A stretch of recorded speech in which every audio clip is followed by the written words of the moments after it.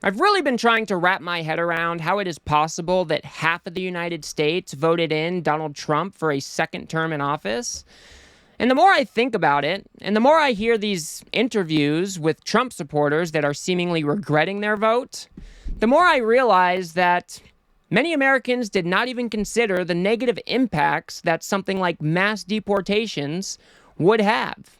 But if you end up getting anything out of this video, please remember to hit that subscribe button. I'm trying to make it to 1,000 subscribers before the end of the year, and I would very much appreciate your support.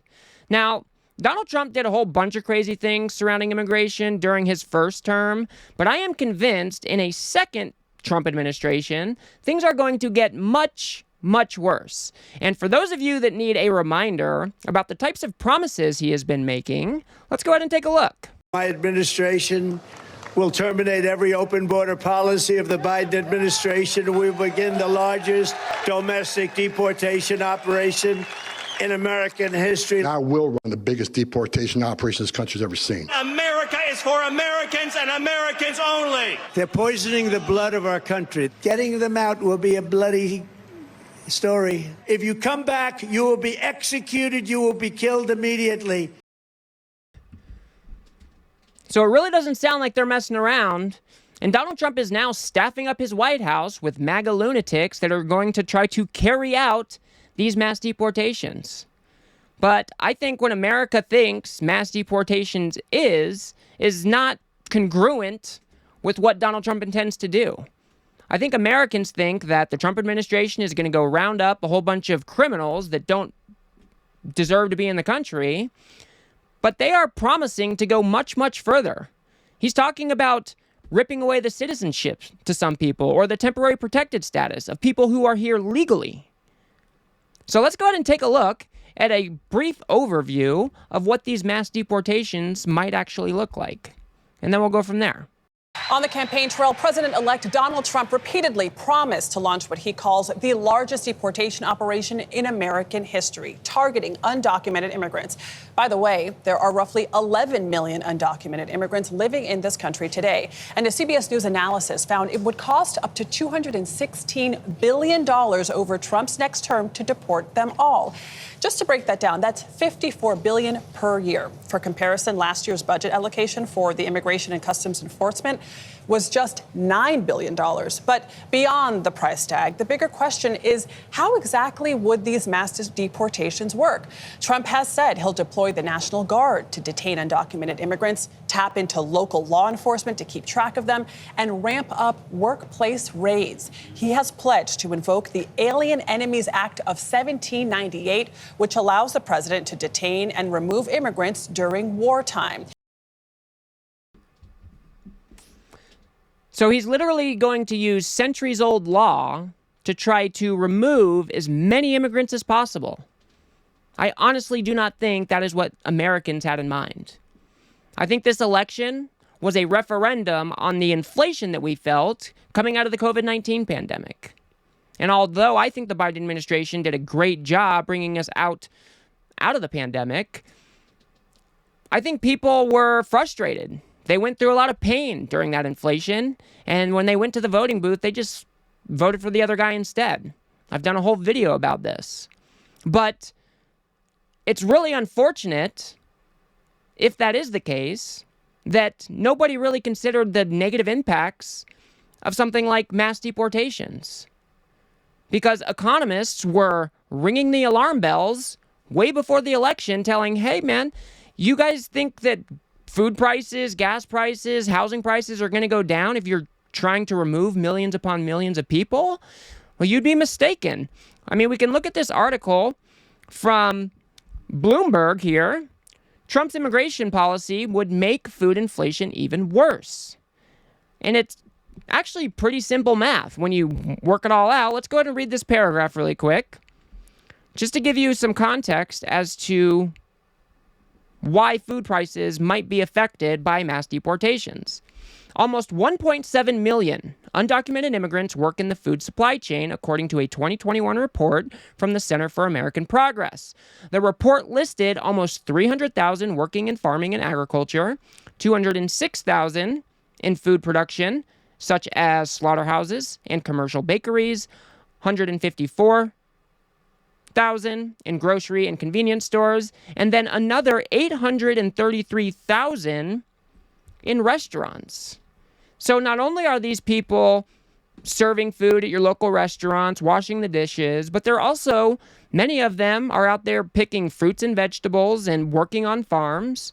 And if you remove all of that labor and you have the same amount of demand, prices are definitely going to go up.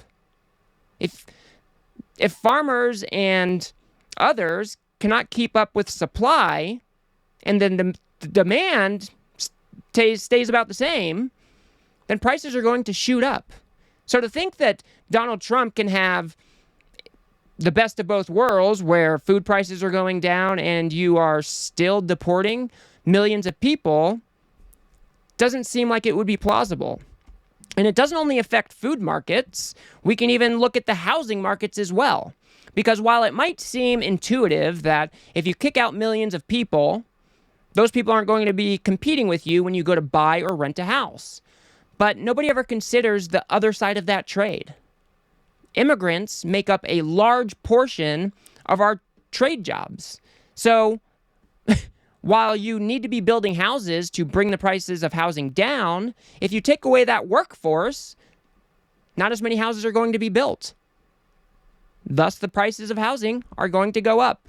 Let's read a little bit from this particular article. Trump vows to deport millions. Builders say it would drain their crews and drive up home costs.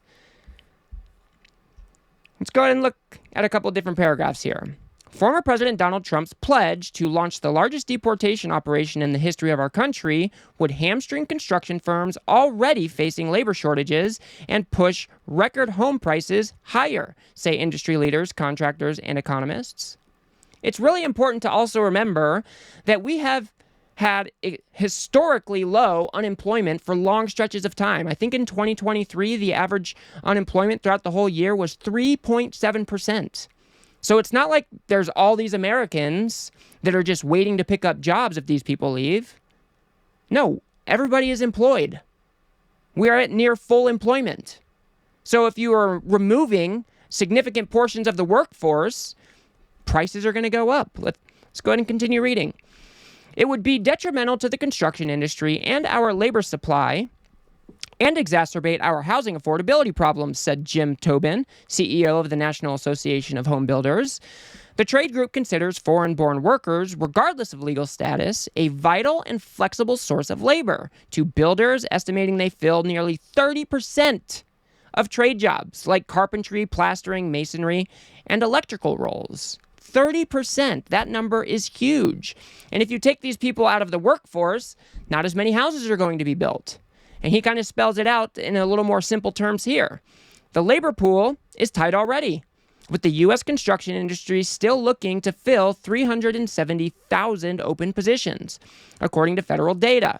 If work crews dwindle further, now I can only do 10 jobs per year instead of 20, Taylor said. Either I make half as much money or I raise my prices. And who ultimately pays for that? Of course, it is the homeowner. Because if supply is not keeping up with demand, prices go up. There's just no way that you can get around that.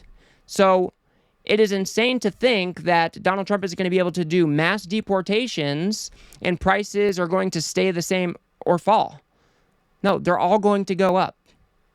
And there were economists screaming at the top of their lungs before the election, trying to warn people. And there was even this stat that kind of caught me off guard a little bit. I didn't think the impact would be this large, but check out what it would do to our GDP. But look at what Trump's plan would do. Trump's plan would cut the GDP by 8.9%. And let me put that in perspective for you. This is roughly twice the amount that the GDP went down during the financial crisis. Wow. So we would be looking at something between a recession and a depression. And interestingly, as I'm sure people know because we've talked about this many times, the tariffs would cause certainly a part of this. But the biggest cause, actually, of this drop are the mass deportations that Trump is talking about, because he would take huge pieces of our labor force out of the country send them back or send them somewhere else, and the result would be business wouldn't have labor. They wouldn't be able to produce things, and you'd have this enormous economic contraction. So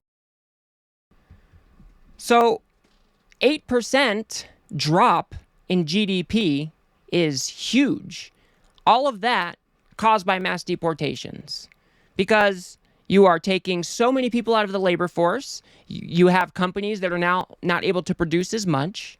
Then you have your demand that stays relatively the same, and they're chasing fewer goods. Prices are going to go up. And there's just a whole bunch of knock-on effects that I don't think many Americans considered at all.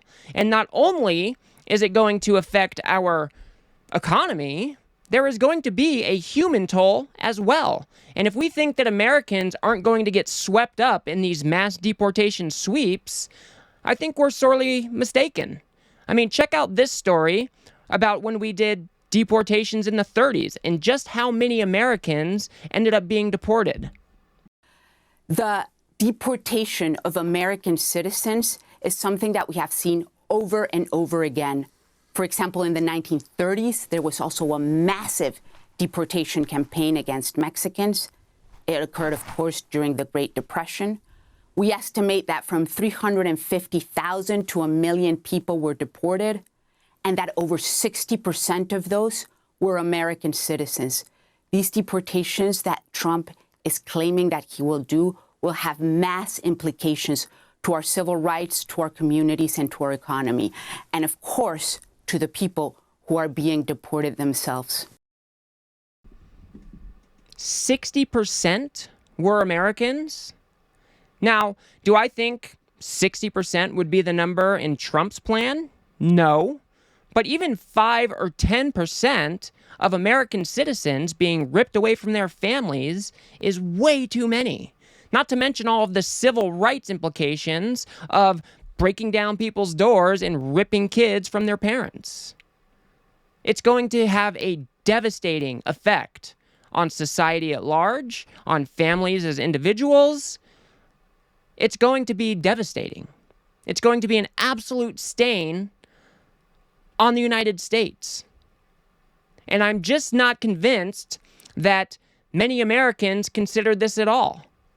I think most of them were thinking about their pocketbooks, and they didn't really play out what mass deportations would actually look like. And that is a damn shame, because he's going to be coming into office in 68 days or so? And there are immigrant communities all over the country that are now living in fear of these mass deportations, and they are already preparing. This story here broke my heart. Let's look. And then most importantly, this is what I want to make sure I end on, is the community response, right? There are communities that are absolutely wrecked right now by the reality of what is happening. I talked to Astrid Silva. She runs Dream Big Nevada. That's the only advocacy group in that state that is run by Dreamers. And she said to me, it's not a question of if we're getting screwed. It's a question of when. People are preparing paperwork for guardianship documents, for transfers of deeds. They're filling out forms that say, this is my child's nickname. These are the things that they're allergic to, so that if your child comes home from school and you, their parent, are not there, the person who then takes over custody of them knows how to care for your child. That is the reality of what is happening on the ground. That is heartbreaking. You now have these communities all over the country that are living in fear because of a president of the United States coming into office. That just should not be acceptable to any American. President should be protecting the rights of its citizens. And if you say, oh, well, these are illegals, they don't deserve rights, then I would disagree with you. America is supposed to have humanity. We are supposed to treat people with respect and give them the dignity that they deserve. And when Americans went into the voting booth this year, when they thought about mass deportations, I don't think they were thinking of families getting rounded up and shipped back to another country. I don't think that that's what they were thinking about. There's a good argument. Obviously, the people who have committed crimes and are here in this country illegally should be deported. No questions asked, and I don't think there is any disagreement about that. But there are going to be severe severe knock-on effects from mass deportations that we're not even going to be able to predict yet. We already looked at what it could do to the economy, food prices, housing prices, what the human toll might be, and those are only a couple of the things that we could have looked at. So, is America going to be able to stomach what mass deportations actually are? We shouldn't want to stomach it. Again, we're Americans, and we're supposed to treat others with humanity.